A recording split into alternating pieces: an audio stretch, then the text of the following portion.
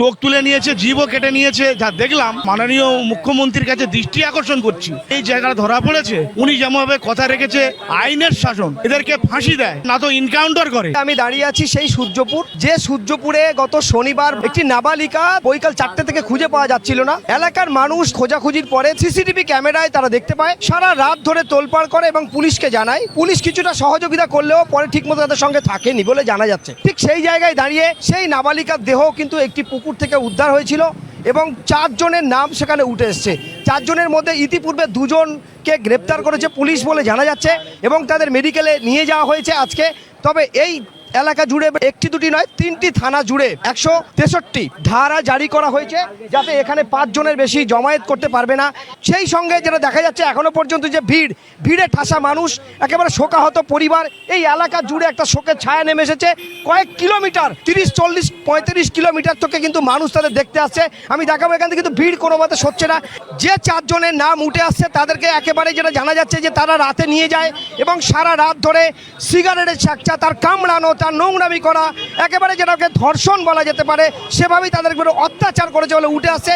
তবে এখনো পর্যন্ত 2 জন পুলিশি হেফাজতে আছে, বাকিরা এখনো পর্যন্ত বাইরে। তবে এলাকার মানুষের সব থেকে বেশি ক্ষোভ যে আমরা তুলে দিয়েছিলাম, অর্থাৎ আসামিদের তারা ধরে, যারা অ্যাকচুয়ালি সন্দেহজনকভাবে তাদেরকে ধরেছিল, ধরার পরে পুলিশের হাতে তুলে দেয়।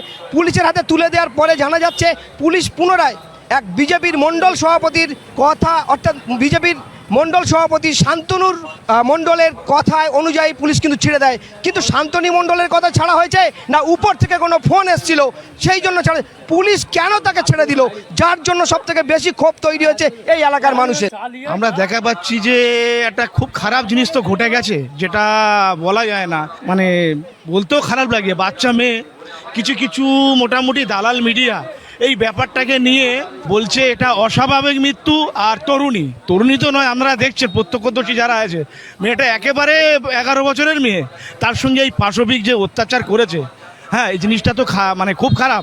বডিটা দেখেছেন কিভাবে অত্যাচার হয়েছে? হ্যাঁ, তার মোটামুটি চোখ তুলে নিয়েছে, জীবও কেটে নিয়েছে। যা দেখলাম, আমরা মাননীয় মুখ্যমন্ত্রীর কাছে দৃষ্টি আকর্ষণ করছি, এই ব্যাপারটা এই জায়গাটা ধরা পড়েছে।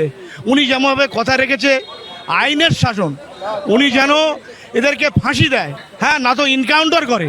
এই আবেদন মাননীয় মুখ্যমন্ত্রীর কাছে আমরা রাখবো।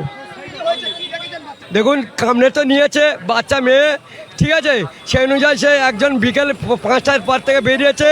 একদিন আগে খুঁজে পায়নি, সকাল 5টা 6টার মধ্যেই ভোরে খবর এসছে, সিসি ক্যামেরা দেখিয়েছে। সিসি ক্যামেরা দেখার পরে সেই লাশটা দেখছে, এই ব্যাপার তারা তদন্ত করে দেখেছে, 6টার মধ্যে একটা লাশ পাওয়া গেছে। ফাঁসি চাই। যা ঘটনা ঘটেছে এই নিয়ে বলছি, এই নিয়ে একটা তদন্ত লাগান, ফাঁসি চাই।